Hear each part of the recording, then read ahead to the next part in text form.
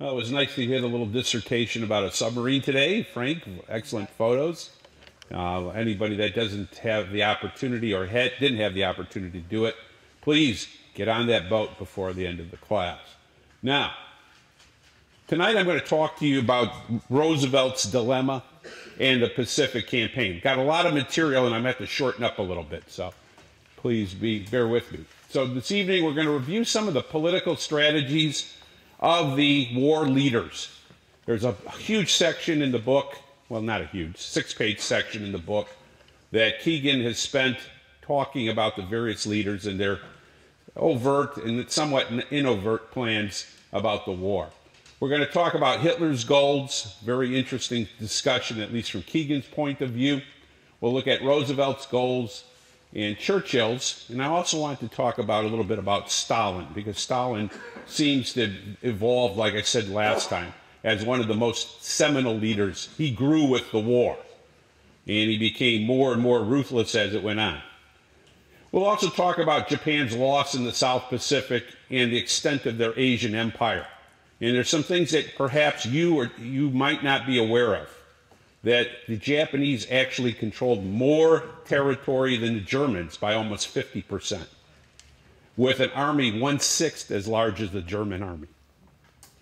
So we'll talk about their forces. We'll talk about the divided China tonight, the Kuomintang versus the Chinese, Chiang Kai-shek versus Mao Zedong, because that's a very critical issue with this battle, and how we backed Chiang Kai-shek, even though he was probably the worst choice for us in some of the efforts to displace the Japanese.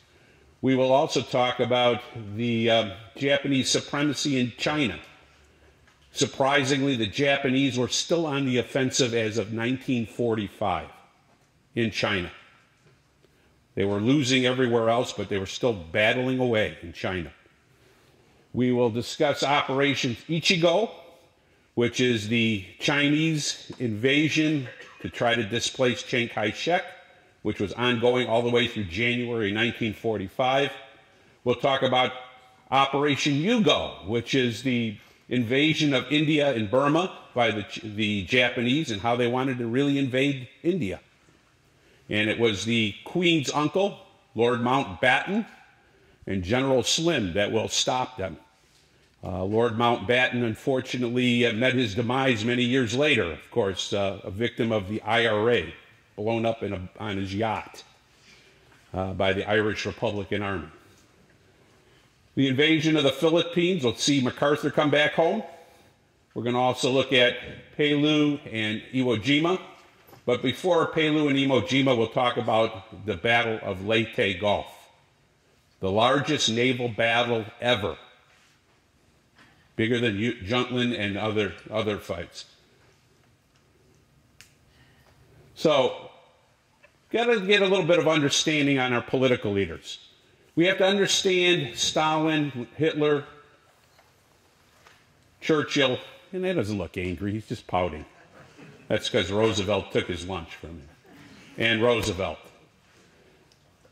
First of all, we have to understand their views, either overtly or inadvertently. How are they trying to convey themselves during this war? Stalin's plans from get-go. Number one, expel the Germans from his lands. Remember, he was tricked.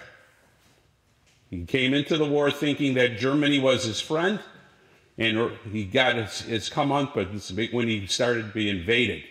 Even when he was being invaded, he was denying it. He sought to save his country from ultimate defeat, and then once he decided that he was on the offensive, how could he extract the largest benefit possible from the Red Army's victory in terms of political, territorial, and diplomatic goals? We also will look at the Hitler's views and what his thoughts were. Number one, preeminent, and this is what he campaigned on throughout his time trying to gain power with the Nazi Party, revenge for Versailles. He also desired Germany's mastery over the European continent. Remember that Europe had very much the footprint of Britain on it. Throughout the 1920s, 1930s, Britain was the largest economic as well as military power in terms of its navy. Its empire expanding all over the globe, they tended to overshadow Germany. And that kind of frustrated many Germans, frustrated particularly many Europeans, because England had cast a large shadow over the continent. And again, the ultimate goal is excluding Britain from European affairs. For Churchill, his aims are much different. Especially in 1940, he's victory at all costs. He's left as one of the sole people in the West in 1940 opposing Germany. Remember that the Soviets hadn't been attacked yet. He's the sole gap. He's trying to hold the fort. And he wants victory to secure his interests in terms of Europe. Remember that the British, everything prior to 1940, everybody is gauging their economic wealth off of what? The British pound. So everything in the world stems around the British economy, the British economic presence, and the British Empire.